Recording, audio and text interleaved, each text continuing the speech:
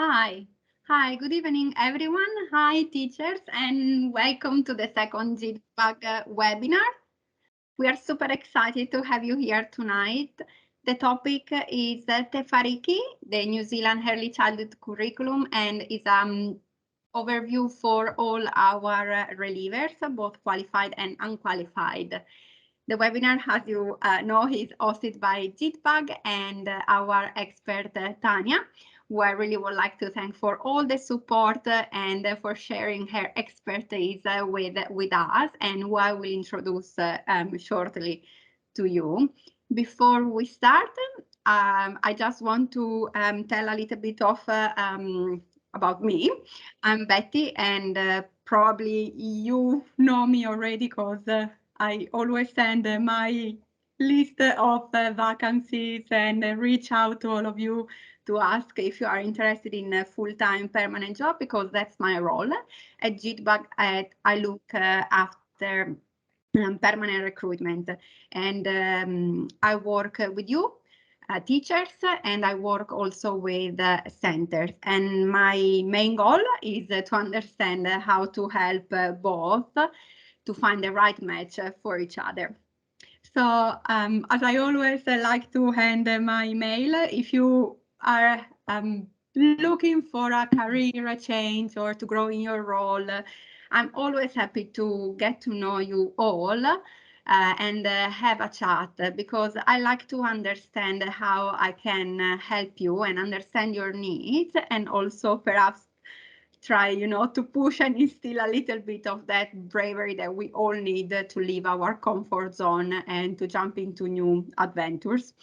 And I know that here in New Zealand, being a teacher, like not just in New Zealand, in the world, but especially in New Zealand with the shortage that we have and this situation, we all the teachers have this enormous responsibility in be and make a difference in the children's and families and community lives, and we all know how hard it is nowadays.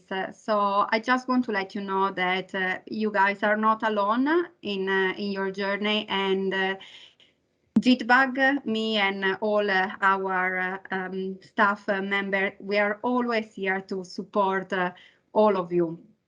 And before we start talking about the Tefariki, and before I hand over to Tanya, I just have two important things to share with you.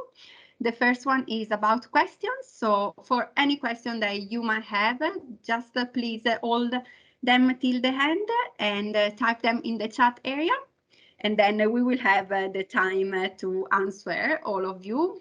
And the second one is that JITBAG and Dynamic have a little gift for you teachers attending the webinars tonight. And we have been excuse me, we have been working with Inspirement, and we are happy to give you all free access to webinars, readings, and teaching resources through their platform.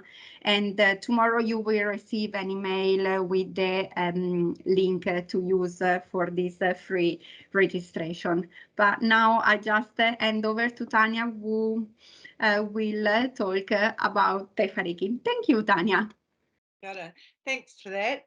And thank you all for joining us today. I really do appreciate that you've had a busy day, and it is a big ask for you to take some of your evening to join us as well. So thank you for that. I do appreciate that. My name's Tanya Brand. I've been in the early childhood sector in New Zealand for 20 odd years now, and I've worked in all sorts of contexts and areas within early childhood. But I really fundamentally like teaching our young children, and I really like relieving teaching with our young children. So that's what I do now. I work as a reliever just like you do.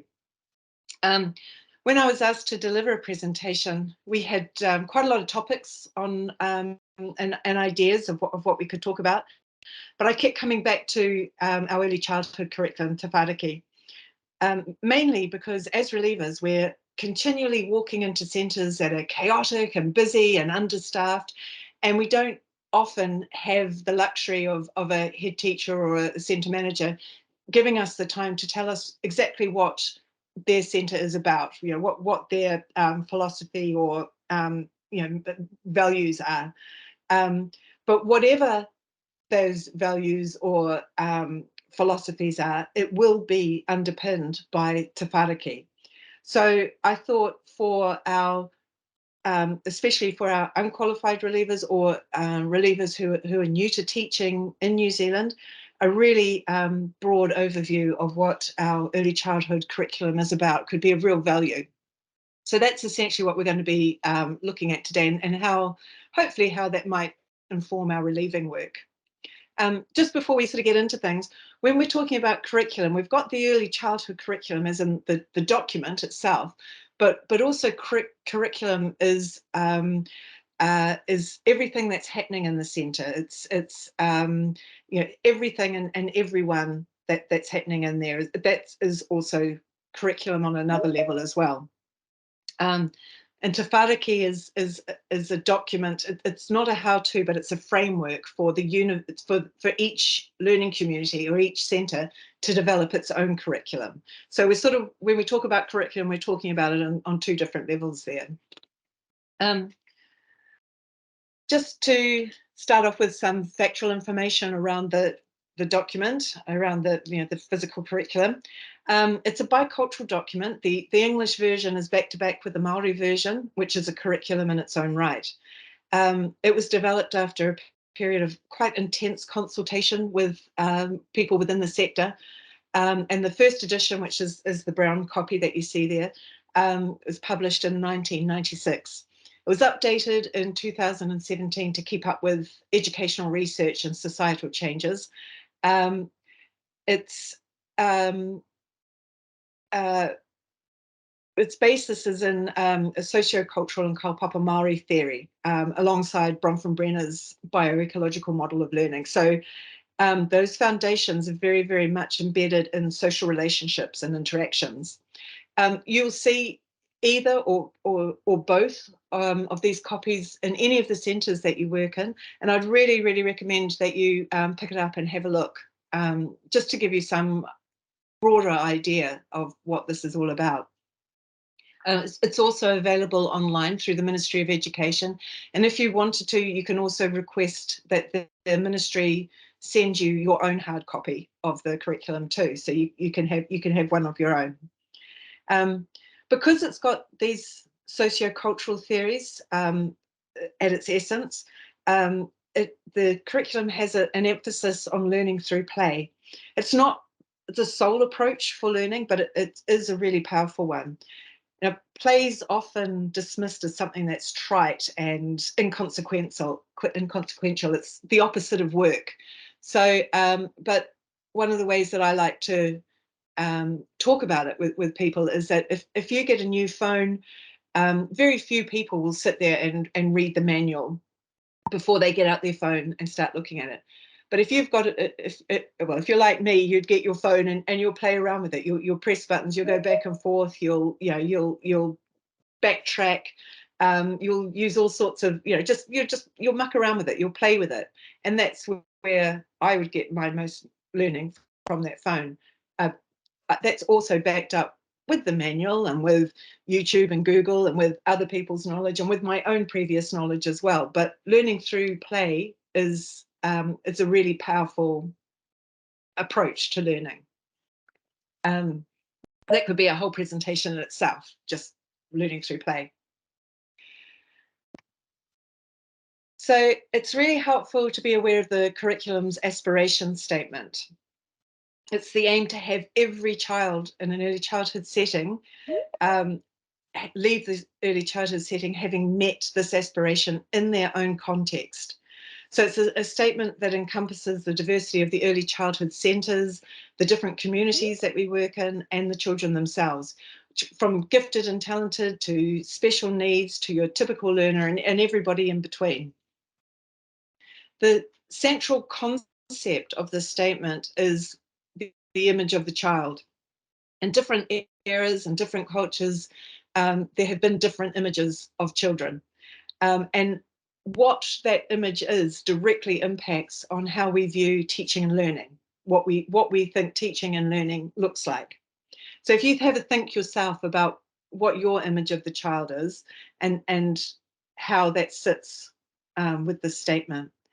In this statement, the image of the child is one of being competent, active, and complex.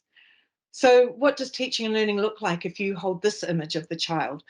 And then how do we approach that diverse composite of teaching and learning if we do hold this image too? So we're really lucky that the people who developed Te Whāriki have done a lot of thinking around this and worked it out for us. So supporting that aspiration statement are the core elements of Te Whāriki, and these are the principles and the strands. This image, or a version of it, is used to help convey the relationship of those elements, of the principles and strands. Te Whāriki itself means the mat or the flax. And this metaphor is used to convey how the principles and strands weave the curriculum. So each mat or each curriculum is individual to each setting, and it will reflect the values and the character and the contribution by all within the learning community. So those individual pieces of the curriculum weave together and provide a safe, strong mat for all to stand on. So you can see that this metaphor just works really well. So one of the things that would be really helpful for you as a reliever is to have a look at the centre philosophy. The centre, every centre will have a philosophy, or it might even be a room philosophy. It will be displayed on the wall. It'll be readily accessible to anyone who goes in there. And really, by and large, most of them tend to say similar sorts of things, but there will always be one or two things that give that particular statement its own flavour. And that will let you know what values and what things are important to people in this place. So from here, we'll have a deeper look at the principles and strands. So I spoke earlier about how Te Whāriki it's more than just a document. It's not something that is done to children. You don't do Te Whāriki. It's an approach. Okay, it's in a philosophy which is it's practiced and it's lived. It's everything that happens where we are in the learning environment, and when we're in there, we're part of that practice too. So it really helps for us as relievers to have an idea of what those principles and strands are. The principles are the foundation. They're the core. That really, they're the four corners that anchor Te Whāriki, and the strands are the areas of learning and development. But we're going to do a rapid run through them now. So these are pretty self-explanatory. And mana is the power of being and being oneself, deserving of respect and being valued, to having an equitable environment.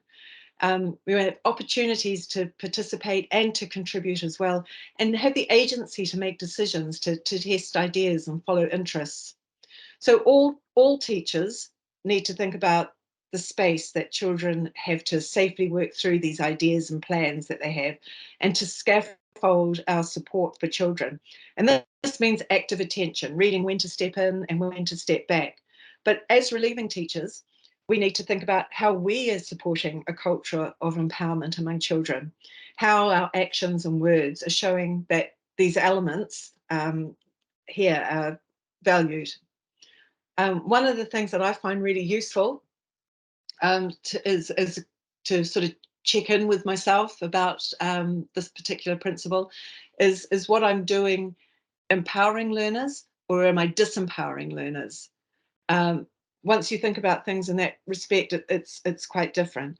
An example might be a young child indicating to you that they're stuck at the top of stairs or a ladder.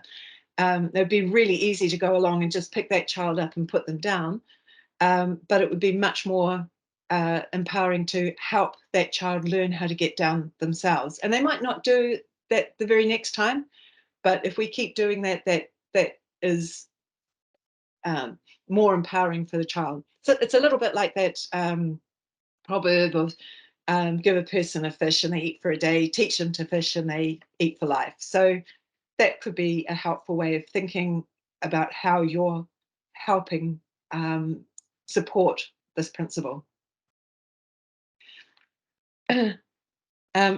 Like the curriculum itself, the way children learn and grow is interconnected.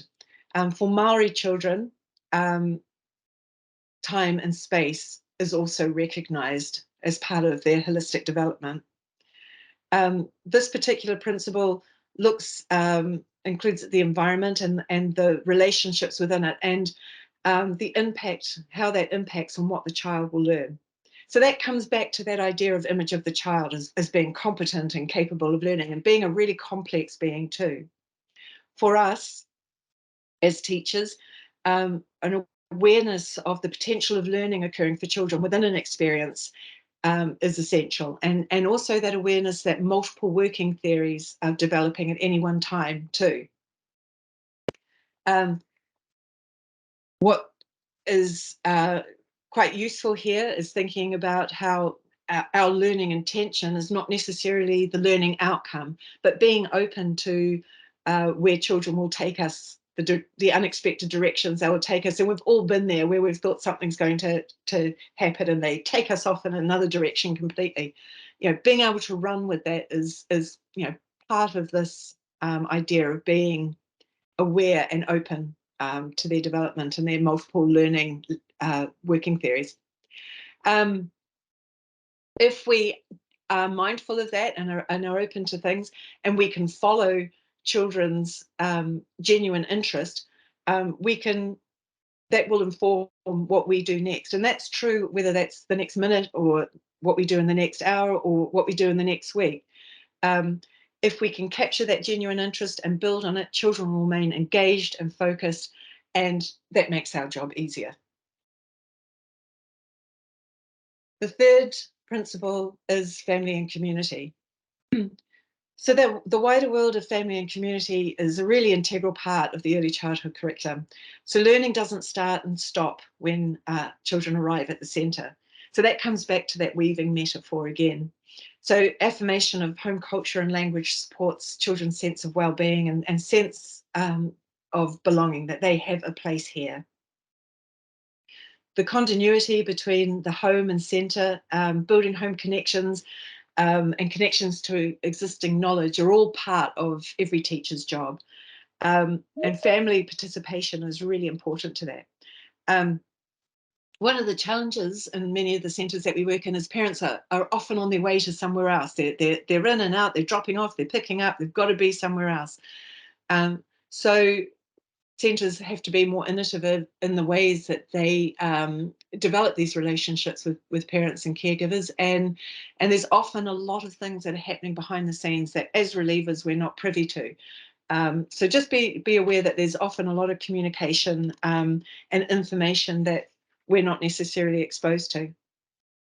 But for relievers, we've still got to be mindful of this principle. So how do we build relationships as a relieving teacher with family and community?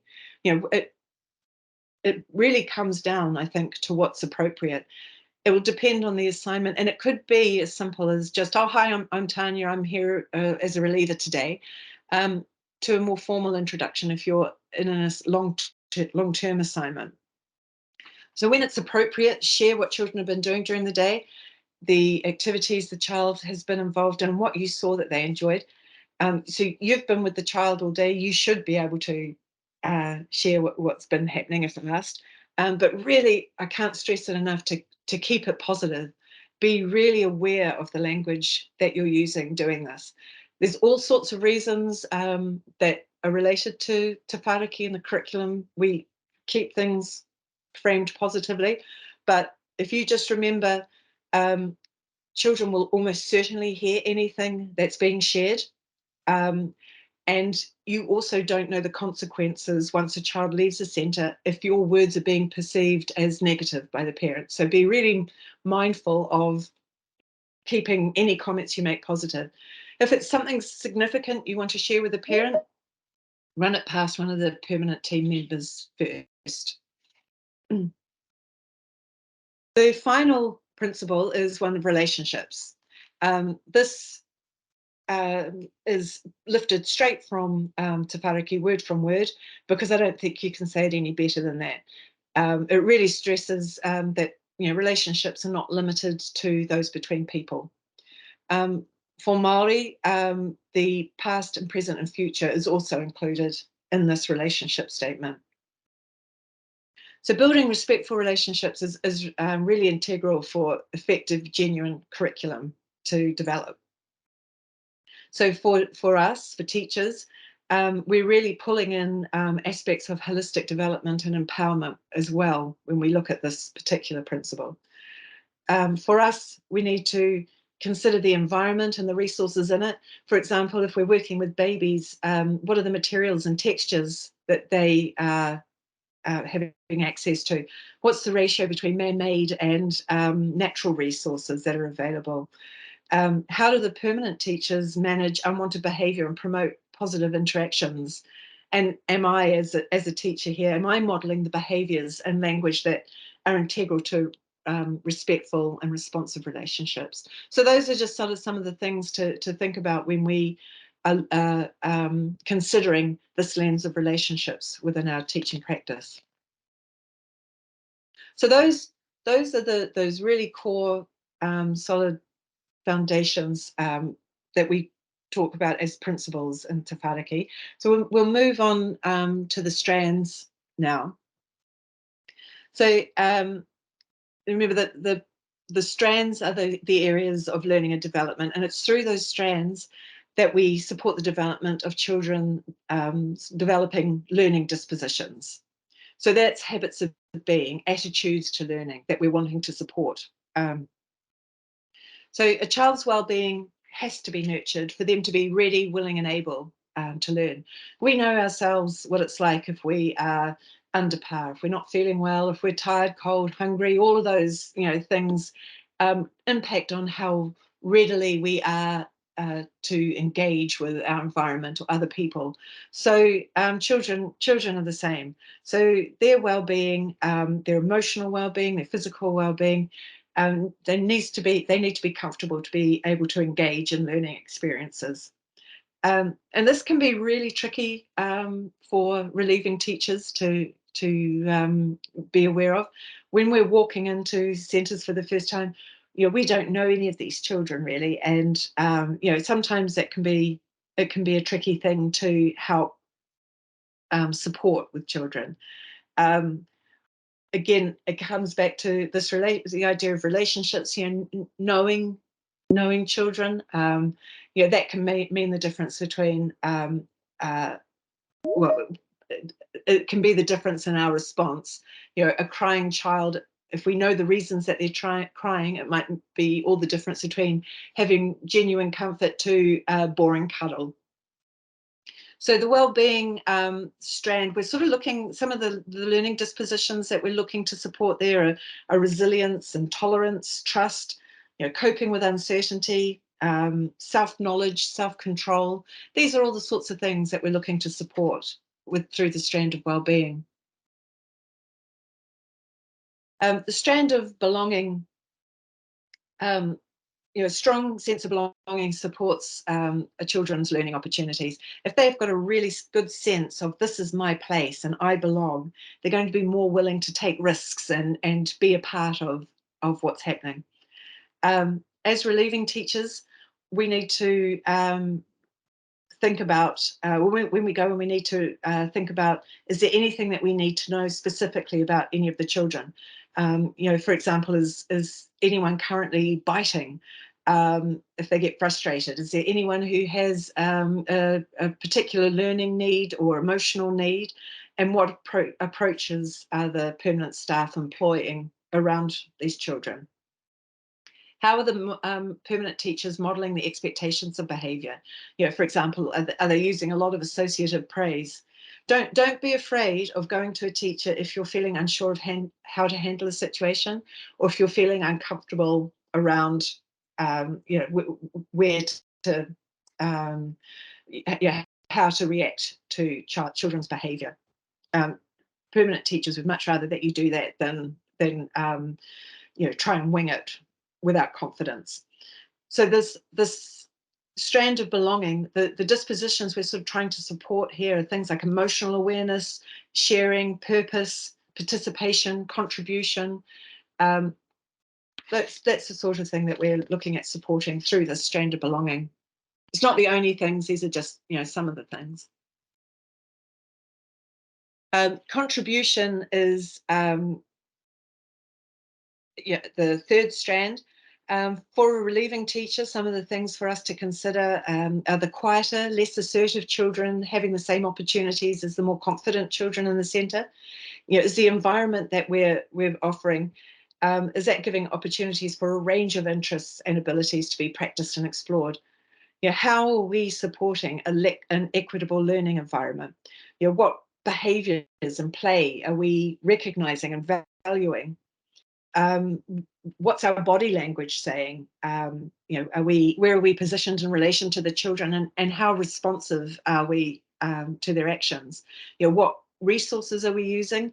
What are we making available? And are we recognizing the different ways that resources could be being used? We're looking at supporting children's participation, their leadership, cooperation, and creativity, just as some of the dispositions that are common under this strand. Communication, it's just incredibly important, and that's a huge part of what we're involved in throughout our teaching day. Again, what we need to consider as relieving teachers are the words that we're using, the language, and our body language as well. Are we looking for non-verbal cues as well as verbal cues? This is really important when we're working, especially with our youngest tamariki. In what ways can we support children's language? Do we share the same home language as the children in the centre? Bring your own knowledge of languages in, your mother tongue, Maori, sign language. If there are other ways of that how to communicate verbally, bring them in, use them. What elements, think about the elements and the resources that are in the learning environment that support children's communication skills and understanding. So the dispositions that this strand is looking to support are language development, cultural curiosity, being supportive, friendship, collaboration. I mean, there's a whole, the whole raft of different dispositions that we're looking at supporting there. The final strand is exploration.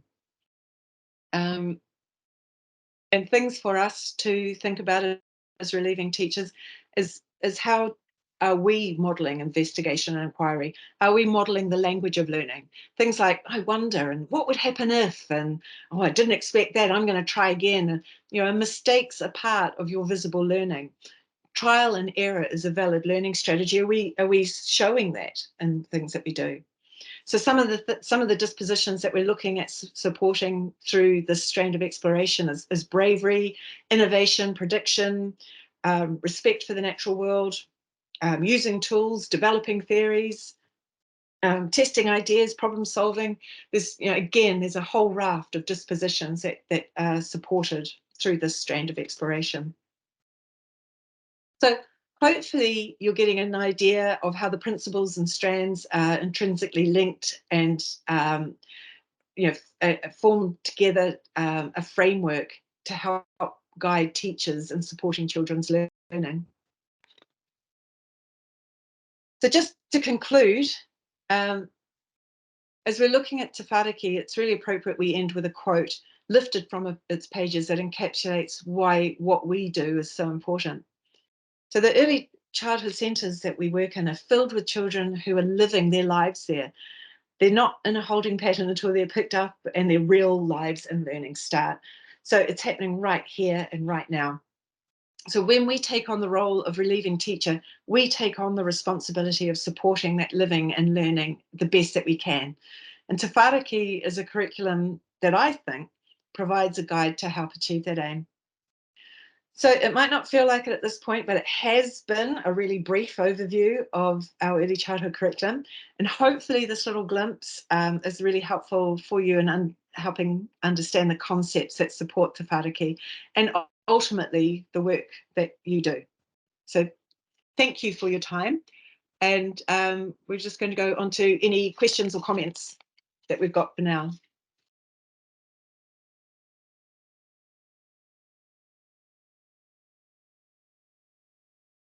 Thank you, Tanya. Has been really informative. And I have to say, I don't have a background in education because I worked in marketing back home in Italy, and I did then something else here in New Zealand. But it's been very informative, and I feel that the words also that you use are inviting me to even to try to understand more, even to help the teachers when I deal with them, because I realize that because of the situation, relief is a very good opportunity. But as you mentioned, you are there to support the permanent teachers in the classes, and it's very inspiring, even if you are unqualified and if you maybe just work 1 day per week, because I feel that teachers, they really make the difference in children's lives and in the community. So it's been very nice to listen to you and to understand better about the Tefari. I know that it's just Tefariki, right? You don't put the article Tefariki. Te whāriki. Sorry, Yeah. my The very emphasis is on bad the A. The emphasis is on the A. Te is on the whāriki. Yeah. Tefariki. Okay, Yeah. very bad pronunciation. Sorry. No. It's all good. It's all learning. It's all learning. It's Yeah, all good. definitely. Life is a learning in progress. It's a Yeah, journey, right, 100%. of learning. Yeah, no, 100%. Yeah. Do you think that like the fact that New Zealand is such a multicultural society, and the fact that the early childhood education system is based on this curriculum might sometimes maybe clash with people belief or people culture, or you think Yes, that I think it can, and that's again, this whole idea of image of the child that I talked about, and how it directly impacts on the idea of what teaching and learning looks like. One of the challenges that we have in teaching and is that everybody has gone through an educational environment. We're all experts. We've all sat in a classroom for at least 12 years of our lives. So we've lived it. We've seen it. If you talk about teaching and education, we go, well, we're experts. We've all spent a considerable chunk of our lives in a teaching environment. But teaching and learning can look, it moves on all the time, and it's quite fast paced. And what we may have experienced as teaching and learning is not necessarily what teaching and learning looks like now. And that's true across time and also across cultures. But if I think it is really important to know what your image of the child is, because that will really tell you what is how you see teaching and learning, what that looks like for you. And if you have a view that children are competent, that children, they're competent to learn, they're competent and able to learn, and that they're active learners, then uh, they're not empty vessels that need to be filled up, nor are they innocents who need to be protected. They are part of the learning environment. They're very active and participate in that environment, and it will change the whole way that you look at teaching and learning if you hold that image of children, I think. right, yeah, it's true. Thank you. Mm. I'm looking at our meeting chat, and I see that there are a few questions from our teachers, and we have Hannah that she is asking when the kid is having a tantrum, like I do not, excuse me, I do not know how to wear my clothes, and I usually leave the kid by himself a bit after I try to support. Yes, you can do. Not need to cry or scream. What would you do, please? Okay, again, it comes back to, I mean, in some ways, knowing these children and why they are crying. You know, why children are crying. Some children will, and it depends on the age group as well. Some children are genuinely upset, and you can generally tell when they are really, you know, when they are genuinely upset, and that might be because they're coping with a lot of uncertainty. But a lot of the time, if children are crying, if children are crying for a long time, you know, really long time, if they're going for you know, for a day or half a day, and they're not letting themselves be comforted too much, a lot of the time it's because they're really angry, and you know, they're very cross. Their world's very small, and they've had this big change, and they'd much rather be with mum and you know, have that certainty in the world. And that's often when a boring cuddle can be employed. And that's really just sort of like, yeah, I'm here, and no, I'm not going away at all. I'm right here, but I'm not actually going to pay you any attention for this kind of behavior that you're doing. You know, you've got big emotions at the moment, and I understand that, and I'm here with you while you work through them. But to not kind of pander to um, their it's to the way that they're wanting your attention. And then I'd redirect them. And often, sometimes, if they're little, if they're smaller, then it's a cuddle, and then you turn their bodies round so they're facing away, and then you can bring things in so they can get an interest in what's happening around you. And once they're doing that, you can sort of physically move away from them a bit and still be there, but just a gradual physical, you know, move away from them. But if they're really upset, then they need to be comforted. They need to have that time and attention, and there's no shortcut to that. You just need to be with them. Yeah. And I believe it's going to be very, very challenging on the floor with all Oh the yeah, other there's some. kids as well. Right. So we have another question. How do I incorporate the Farki principles and strengths into my practice? The principle of what? Sorry, The principle and the strengths of the curriculum. curriculum. Well, Yeah. it's I mean, people spend literally years to get your degree. You spend literally years looking at Te Whāriki and looking at it in the context of the work that you're doing. So you know, you just can't be expected to go, okay, I've got it, and this is what I'm doing. One of the things that I would probably recommend is to just become more familiar. Again, pick up the curriculum if you see it. That'll give you a better idea of what the principles and strands are about. But for yourself, think about what your image of the child is, so you know that. Think about what that means for how you see teaching and learning, and therefore, how does that inform you as a teacher? How does that inform your teacher voice, your teacher persona? So be sure, like I would be thinking about those sorts of things, and then looking at them in terms of those principles. Again, like it's not something you don't do Te Whāriki. It's something that you kind of embody, you practice, and what you do. Um, if you're working with a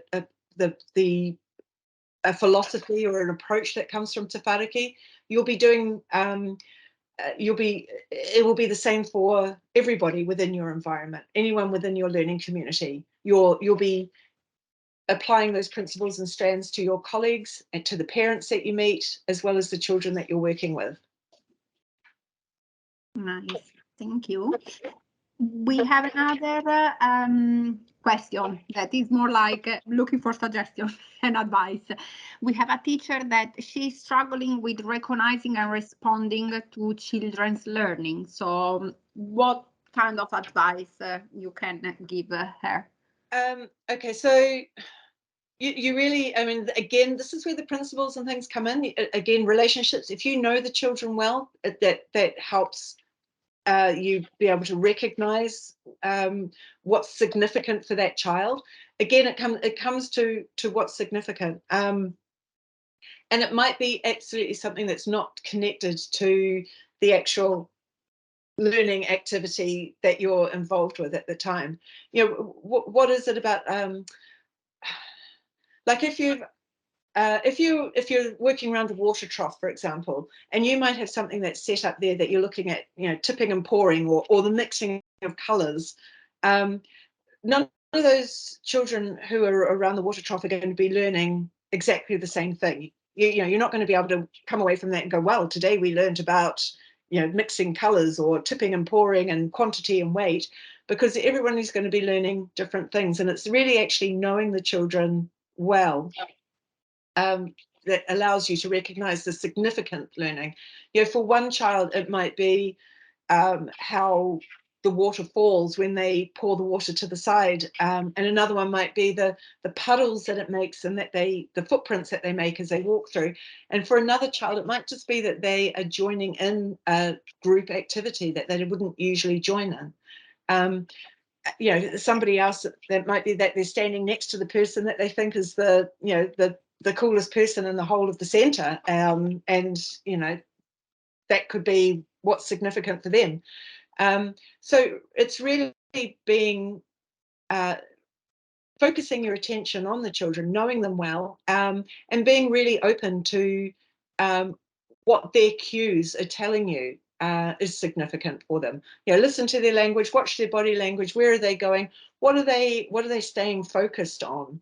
And being okay with it. You know, running with it. It honestly, in all my years of teaching, if you can capture that interest and run with it, my gosh, it makes your job so much easier than trying to force an interest or an activity on children that they're not really keen on. You'll get frustrated and they won't care. So, you know, you really need to be open um, to running with what those interests are and paying attention. Talk with them, you know, just and really observe what they're doing. I hope that's helpful. I think Lee will be happy with your answer. I actually have a question regarding this, because I'm thinking, you know, relieving is all based on casual shift and casual work. So Yeah. I'm thinking can be actually how challenging is actually for a teacher, Yeah. both qualified or unqualified, to Yeah. develop that sort of relationship with the children and with the teachers and, you know, with the parents. 'Cause Yeah, it is really challenging. It is challenging, and but it's all contextual. So, you know, you're not, if you're going in for a day or a, you know, 3-day assignment, you're not going to be developing you know, deep relationships. But you can, it's contextual. You're still going to be part of the curriculum because you're there. You're And it's just that contextual thing. So some of that again is knowing yourself as a teacher, and you know, being, having that confidence that you do know yourself as a teacher, and uh, and if you're only there for you know, a couple of days or a day, you don't have to get to know everybody in the centre.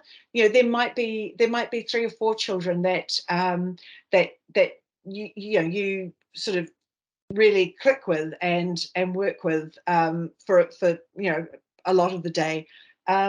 It's about how comfortable you are with working with groups. If you you know, if you're quite comfortable, you know, running a mat time, or you know, working with a large group of children in the sandpit, or then you know, you're just talking with them all the time. But it's all contextual. You can't have a um, you can't have deep relationships with children if you're only there for a day or two. Yeah. But you work with what you've got.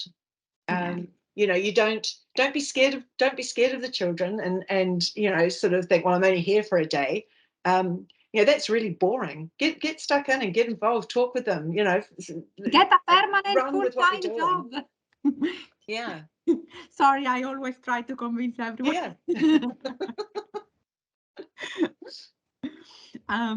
Thank you Yeah, for answering my question. We have other few questions actually. So I'll try to read them very quickly. Yeah.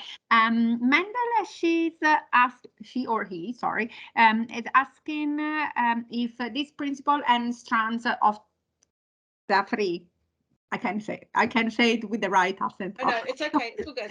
Tepariki could apply to the teachers too. Oh, 100%. Yeah. Okay. Yeah. Yeah. It applies to, yeah. Yeah. I mean, you're working in an environment. You can't say, exclusive. I'll have respectful, reciprocal relationships with just the children. You've got, you're having that with the children and with the parents as well. It's very much, this is why it's not, how I was saying before, it's not just a document. It's not just the written book of things. Te whāriki is an approach, and it's kind of a way of being when you're working. So yeah, these principles and strands absolutely apply to your colleagues. It's everybody in that learning environment. Makes sense. Yeah. We have another teacher that is actually asking for some tips around bad behavior from kids that biting each other, probably. So how can avoid the children biting each other? Well, yeah, biting's really tricky. Observe when biting is occurring. As in my experience, biting tends to happen for pre-verbal children. And, it's that base instant reaction when they get frustrated or angry or crowded. Sometimes it tends to happen a little bit more just before children eat. So, if they're starting to get hungry, that can sort of increase the likelihood of that happening. Again, this is all just based. I haven't done reading on biting for years, but it's this is, as I said, just in my experience. So look for do some observations. Look for where those triggers are. Is it when they're tired? Is it when they're happening more often when they're hungry? What are the situations? Is it when people get too crowded, too close to them? Even the very youngest children, actively talk to them about different strategies. What else they can do. That like taking deep breaths. Trying to recognize when they're getting angry, to use their words. So it's offering trying to head off the likelihood of situations where biting might occur, but also reiterating alternative strategies for that child as well, for them to start practicing. Often you can feel like you're getting on top of biting, and then they throw another one at you, another 2 or 3 weeks after just when you think you're getting on top of it, and it hasn't happened for a while. So it often is 2 steps forward, 1 step back process. But yeah, vocabulary strategies, deep breathing, try doing this. Sometimes something else to bite, having a bib or something around their neck for them to bite onto that has been used at different times. I've seen that happen different times as well. Yeah,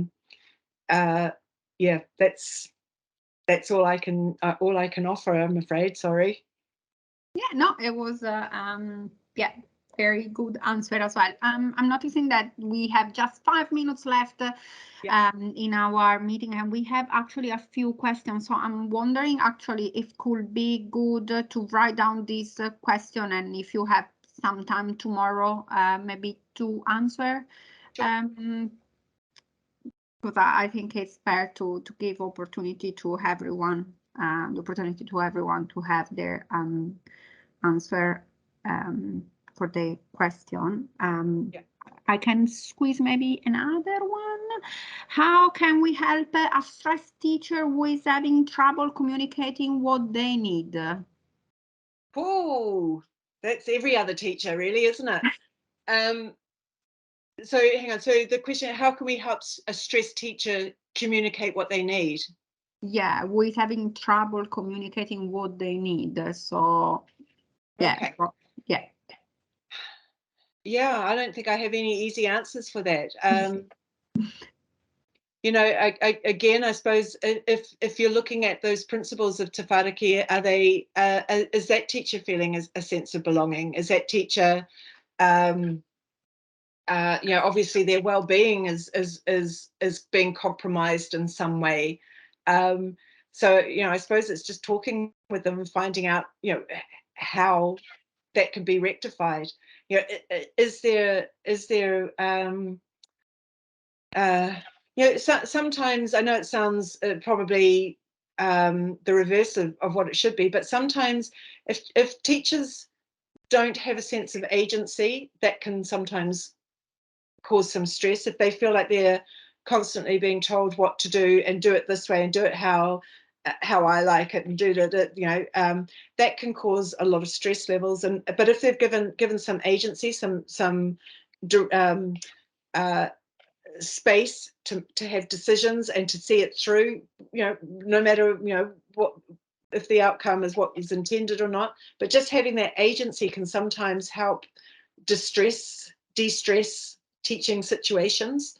If teachers are feeling that they're not able to do the job the way that they want to, or not having enough agency in what they want to do, that can be quite stressful. So I don't know, maybe that's sort of something to think about.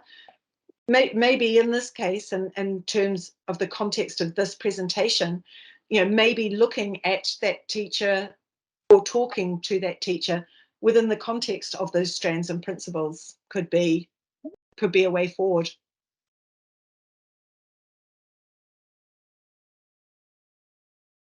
Sorry. Yeah. That's a good. Yeah, no, it's yeah, a good answer as this one as well. Yeah, I feel that even in these questions, there is a bit of frustration from the There, teachers, and a yeah. lot of also willing to solve issues and to understand what's the best act to deal with children and with the co-worker, which I think is great.